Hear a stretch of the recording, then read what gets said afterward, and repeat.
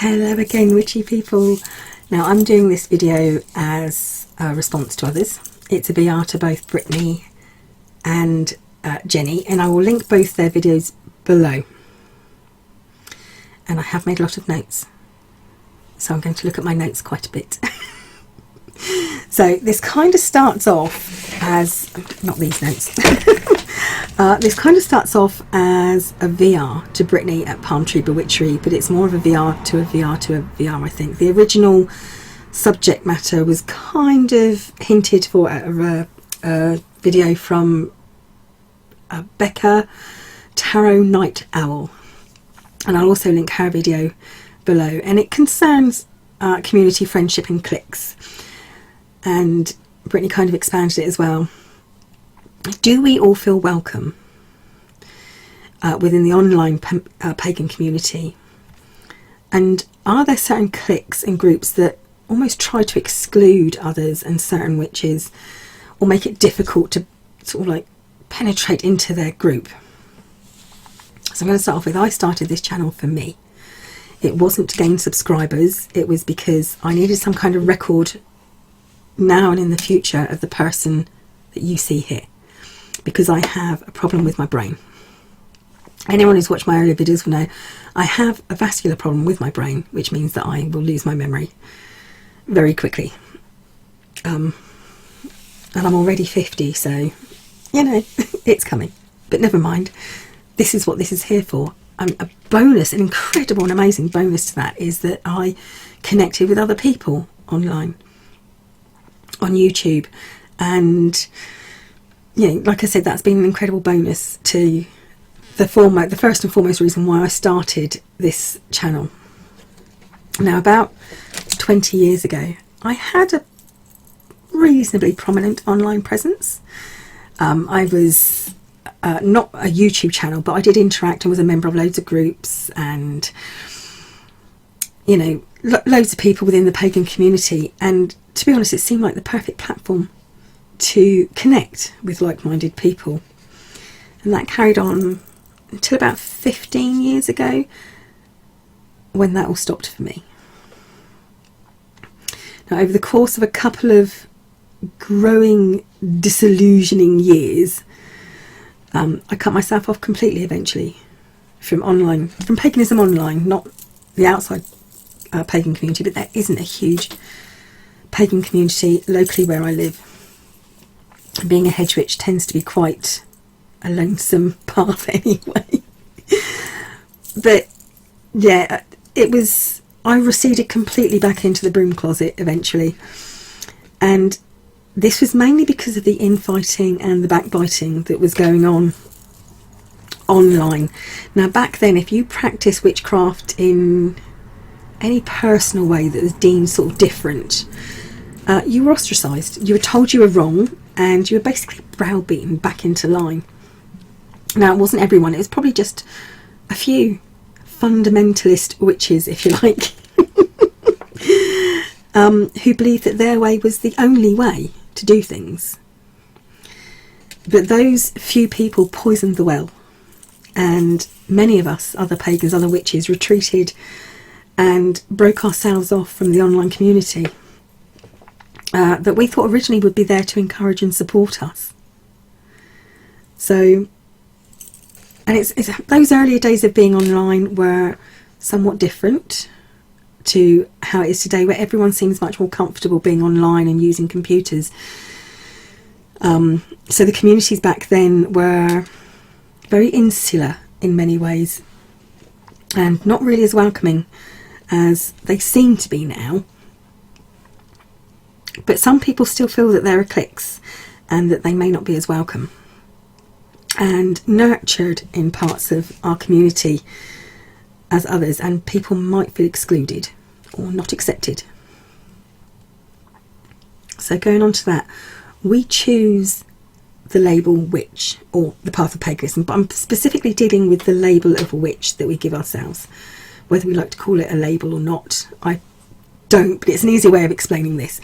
So we choose that label of witch, and that makes us a community together under one umbrella term, one umbrella name. But within that umbrella, people like to mingle and mix and bond with others who have a similar viewpoint to ourselves. And so we give ourselves additional tags, labels or names to associate and connect with other like-minded individuals. Like, you know, we call ourselves a sea witch, a hedge witch, a green witch, a kitchen witch, a dragon witch, celestial witch. I think there's hundreds probably. You know, hearth witch, I think, is another one. There are so many.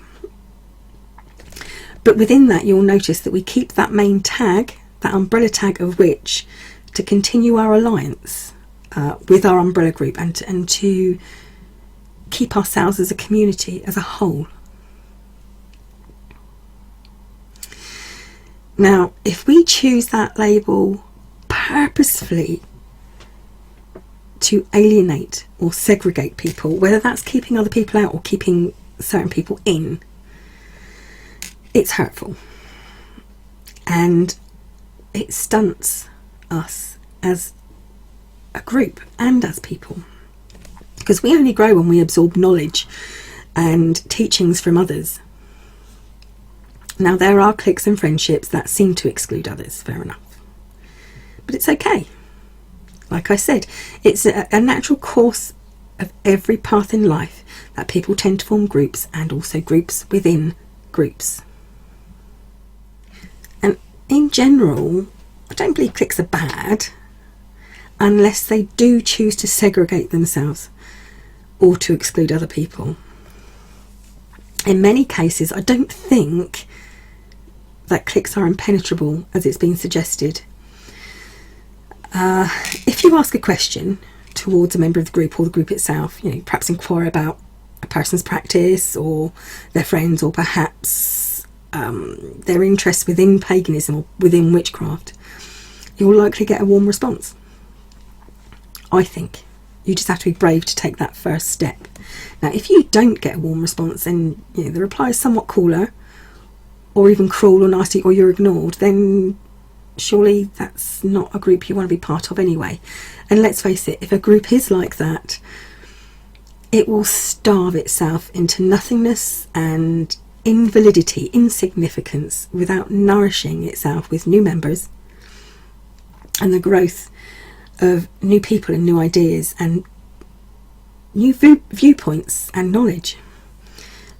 And I think it's a matter of respect and understanding. So labels are not only a way of identifying ourselves to others, but for us to try and understand ourselves better. Now, this does become problematic when we almost stereotype ourselves into the label we've acquired and become attached to. We become tunnel visioned and exclude other practices within our learning and gaining of knowledge. Now, there are many people probably throwing their hands up in the air right now, shocked that I am endorsing misappropriation of culture. And the thing is, who's to say that one person,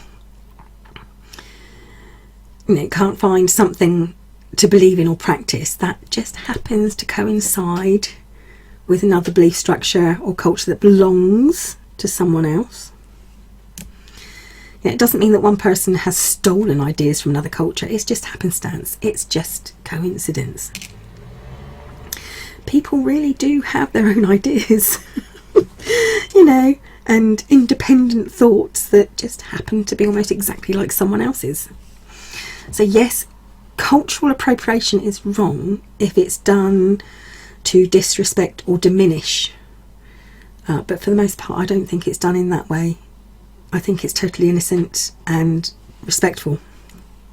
And this all leads me on and to the other video I mentioned from Jenni, from the Flight of the Wren. And she declares, do all the witchcraft. And I happen to entirely agree with her. Why should giving ourselves a label of identification narrow our ability to gain and foster knowledge? And this is basically what Jenni was saying. You know, so what if a sea witch does a kitchen witch spell? No big deal. You know, magic is open and available to everyone, isn't it? Or at least it should be. And anyone who's watched a handful of my videos will know that I'm a great believer in doing what feels right, not what I'm told to do. Do what's right for you, and not what someone else tells you or shows you is the right thing to do, because what's right for them may not be right for you, and you really do have to do what feels right for yourself, or else there's no meaning in it. And if there's no meaning in it, there's no magic in it. So it's okay to use shells in garden witchery, or commune with another realm if you happen to be a green witch. You know, you're still a witch. I mean, maybe it's because we all seem, I don't know, we almost have a fear of not being politically correct, or, you know, it's like there's a black mark upon your very soul if you happen to insult someone, especially if that someone is part of a smaller or more secular group of people.